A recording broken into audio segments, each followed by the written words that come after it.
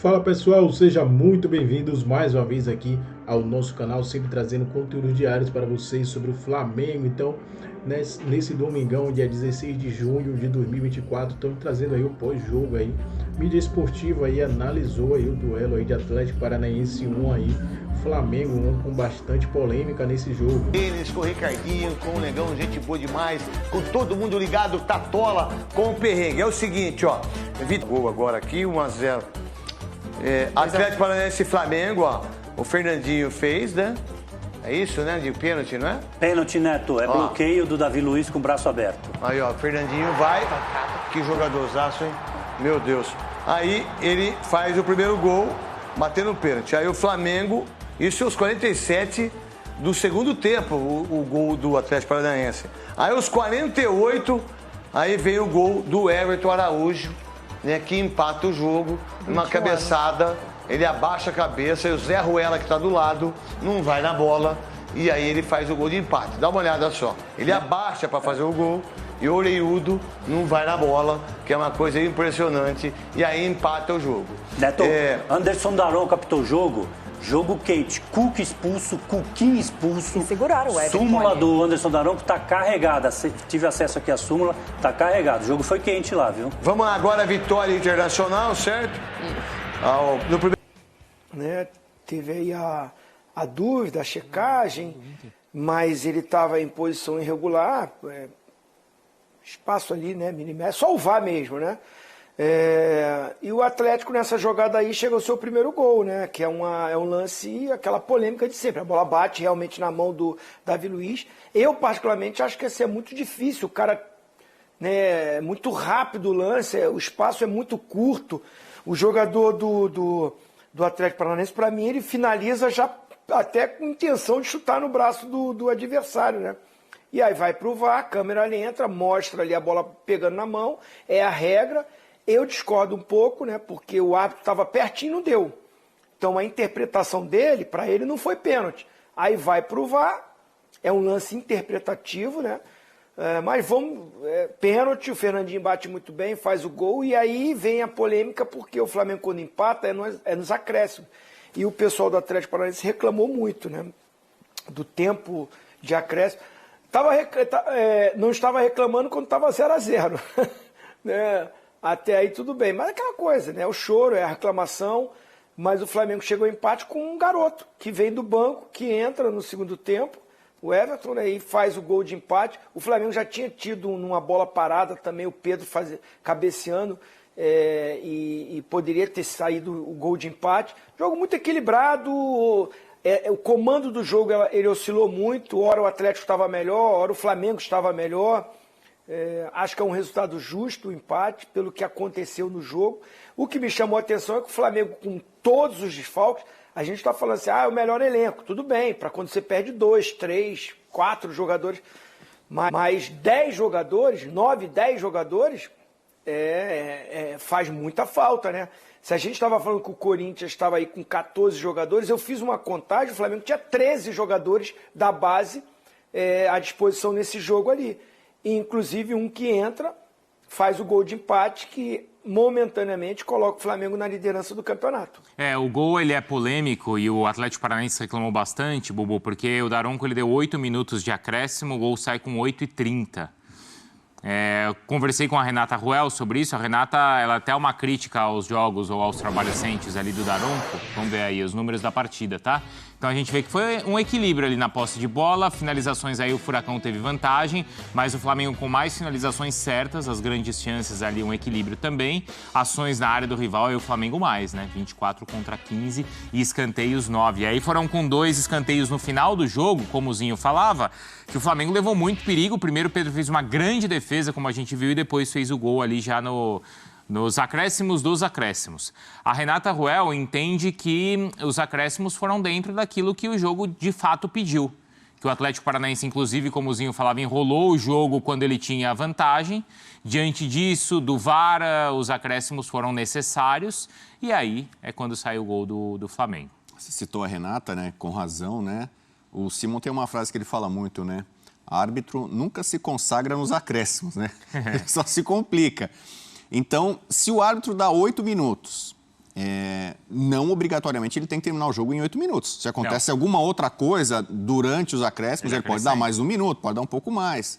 Né? Então, especialmente você tem que ter o bom senso. Você tem um escanteio, não importa se é para o Flamengo, se é para o Atlético Paranaense, normalmente você vai esperar a cobrança. Você não vai... eu já vi juizão que olhou, não, deu em cima, não, corta, não vai cobrar escanteio, não. Teve o gol famoso do Zico anulado contra a Suécia em 78, que bate escanteio e ele acabou o jogo com a bola em... Tem juiz que tá acabando o jogo assim, tá procurando onde tá a PM, a PM tá lá do outro lado. Acaba o jogo lá do outro lado, lá da PM, rapidinho. E hoje a cena foi essa, porque depois do jogo o Cuca foi reclamar muito, ele foi expulso, o Cuquinha também foi expulso.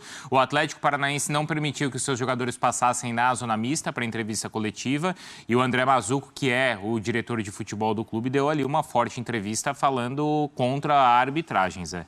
Não, eu confesso que não vi, né? Nós estávamos aqui... Essa reta final do jogo a gente já estava aqui. Nós estávamos nos preparando aqui para o programa, né? Mas dentro do... Por isso que eu até citei a Renata, né? Mandei a mensagem para ela agora para entender o que aconteceu. Assim, é difícil de opinar porque eu não vi nós estávamos aqui, infelizmente nós não conseguimos ver, eu não consegui ver, então... Mas essa questão de passa, não passa, 10 segundos, 30 segundos, 40 segundos, isso depende muito do que está acontecendo ali durante o jogo.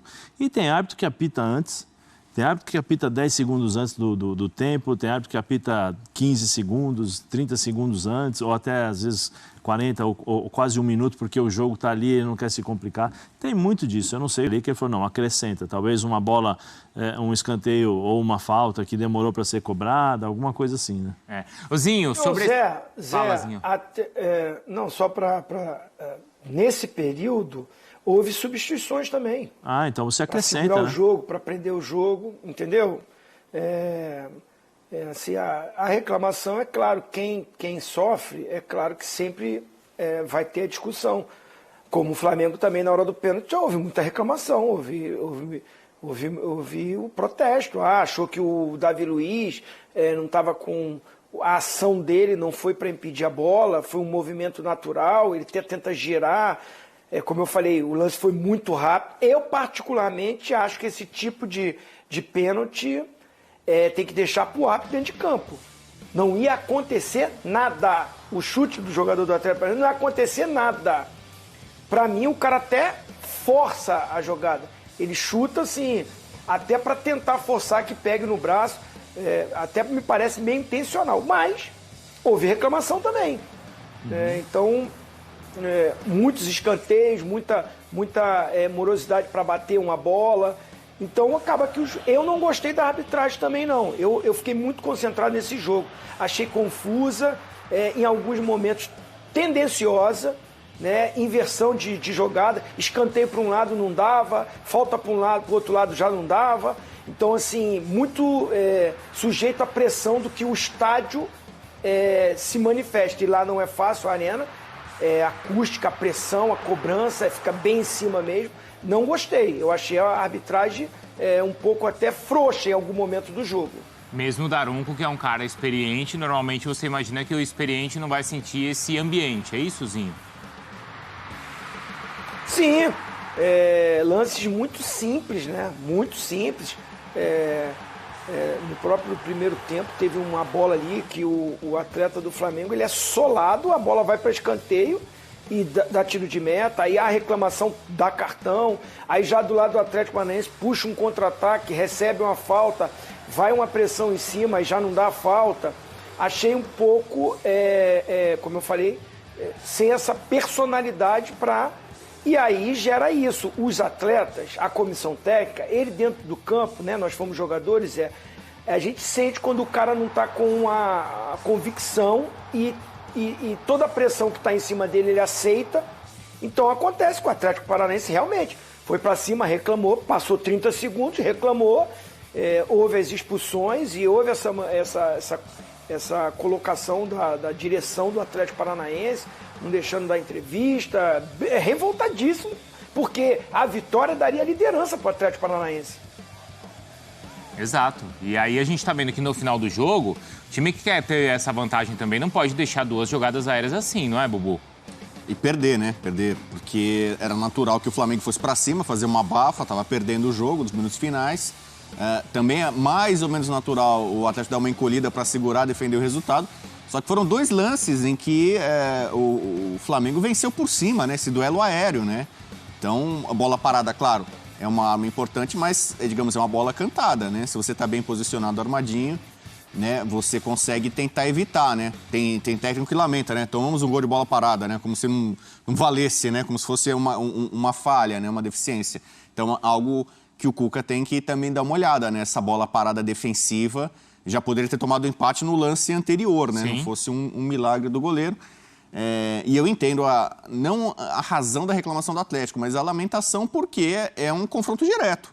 O Furacão com o Cuca ascendeu de uma forma avassaladora, né? Um time que exceção feita na Sul-Americana, né? Que vacilou. Mas está brigando no Brasileiro na parte de cima, e você tem uma chance de enfrentar o Flamengo do Tite em casa com desfalques. Você fala, esse jogo aqui é para ganhar. É aquela oportunidade que a gente falou, né? Não vai ter outra. Né? Você tem um Flamengo ali em Curitiba, com problemas, com desfalques. Era jogo para o Furacão fazer 3 pontos e assumir a liderança. E deixou escapar na última bola. Ozinho, nesse sentido, o Flamengo ele tem que tentar somar os pontos possíveis, obviamente, claro, mas especialmente nesse período de Copa América, quando ele está muito desfalcado. E aí ele venceu a partida no meio de semana, agora ele conquista 1 ponto fora contra um dos também candidatos ao título. Ele vai sobrevivendo, não vai? Sim, muito pelo trabalho, pela organização de equipe. O Tite hoje não estava na beira do campo no comando, ele estava suspenso. Estava o filho dele, né, o Matheus Bach, que é muito bom profissional, é claro, com a sua comissão técnica toda ali, né, dando todo o suporte, o César Sampaio, o Kleber, né, que são competentes demais, mas não tinha o seu principal treinador também ali na beira do gramado. Então, além dos desfalques dos jogadores, de tudo que aconteceu, e no jogo perde também um outro atacante, volto a falar, o Bruno Henrique saiu no intervalo, gente. Você já não tem o Everton Cebolinha. Opa, não tem o Everton Cebolinha, que beleza, ai, que triste, vou pegar o Bruno Henrique. Não é todo time que tem isso, né? A gente fica até confuso, quem é o titular, quem não é, depende do momento, da fase. A fase hoje é o Everton Cebolinha. Mas aí esse cara que é o substituto, ele se sente mal no intervalo e sai do jogo, fora de casa, contra o Atlético Paranaense, brigando pela ponta da tabela, lotada a arena, pressão. Então, assim, o Flamengo superou muitas coisas dentro do jogo, todos esses desfalques. O lado esquerdo do Flamengo não tinha o Everton Cebolinha, não tinha o Vinha, que está na seleção do... e não tinha o Ayrton Lucas, que está machucado. Estava jogando um zagueiro improvisado de lateral, que é o Léo Pereira, muito bom jogador, mas não é lateral. E aí o único ali, o cara que é da faixa do campo titular, também sai no intervalo. Ele teve que colocar o Vitor Hugo para fazer essa função, que é garoto da base. Então né, você não tem De La Cruz, você não tem Arrascaeta. Peraí, aí você não tem os 2 volantes que podem ser o titular. Você não tem o Pulgar e não tinha o Alan. Então você tem que improvisar um outro zagueiro ali, que é bom jogador.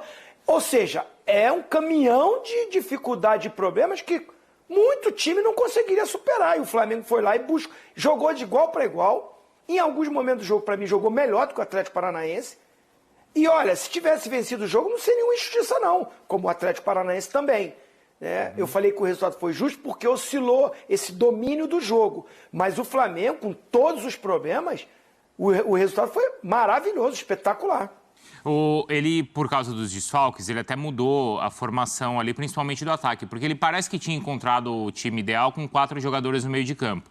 Não é isso, Bubu? Com o Pulgar ou com o Alan, com a Arrascaeta, o De La Cruz e o Gerson, certo? Ele teve um começo de ano de temporada que ele jogava no 4-3-3, né? Isso, aí ele mudou o sistema, o time voltou a crescer. Agora ele precisou, ele colocou de novo... Bom, isso aconteceu no jogo passado. Gerson estava fora também, né?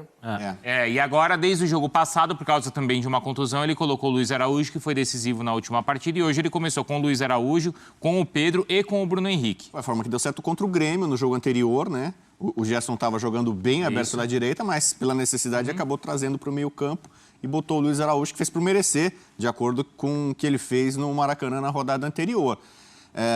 Acho que o Tite está saindo muito bem nesse período de Copa América. Ainda não começou a Copa América, mas ele já está com os desfalques. Desde o começo do ano, todo mundo no Flamengo já falava sobre isso, a Copa América, o efeito, Marcos Braz reclamando, a diretoria reclamando, tal, já sabia que pelo menos durante 9 rodadas o Flamengo ia ficar muito desfalcado. E nesses 2 jogos, contra o Grêmio e contra o Furacão, não são jogos simples, o Grêmio jogou bem também no Maracanã e hoje o Furacão fez uma partida de alto nível, competitiva. Difícil de jogar lá, hein? É difícil de jogar lá. Se pensar assim, se o Flamengo e o Tite conseguirem passar por essa Copa América, mantendo o Flamengo no topo, se não líder ali, ou com pontuação igual, similar, próxima, a chance do Flamengo ganhar esse Campeonato Brasileiro é enorme. Porque o grande adversário, não é que, claro, o grande adversário são outros times, mas esse período, essa janela, entre aspas, da Copa América, para o Flamengo era algo muito prejudicial. Se ele consegue passar por esse período, e começou muito bem, 2 rodadas que não eram simples, e ele pontuou bem, e a gente está vendo a tabela de momento, continua ali em cima, depois do restante do campeonato, em tese, tudo ficaria ainda mais fácil para o time que tem, reconhecidamente, o melhor elenco do Brasil e, na minha opinião, da América do Sul. Ele vai jogar com o Bahia na quinta-feira e no domingo clássico contra o Fluminense. Olha só que clássico importante, então, no Maracanã no próximo domingo. Domingo que vem promete nosso programa também aqui, hein, Zinho? Pra gente falar bastante também sobre o Fla-Flu. Vou me preparar. Bom, vocês todo domingo se preparam. Não falei isso em tom de cobrança, tá, Zinho? Já mandei a foto pra ele tava duvidando. Mandou? Já mandei a foto pra ele, 87. Espetacular. Vamos ouvir o pessoal. Vamos ouvir o pessoal lá do Flamengo? Isso aí, pessoal. Ficamos por aqui. Esse foi mais um corte aí do nosso canal. A gente trouxe aí pra vocês aí, né? Corte da ESPN Brasil, Pãozinho aí e companhia, Zé Elias aí, trazendo-nos aí. Analisaram aí o empate do Mengão 1-1, né? Fora de casa, contra o Furacão, na Arena Baixada. A gente sabe que sempre é um jogo difícil. O Flamengo com 10 desfalques aí. A gente, o resultado em si, o Flamengo poderia ter ganho, mas de toda maneira não foi um péssimo resultado aí esse empate para o Mengão.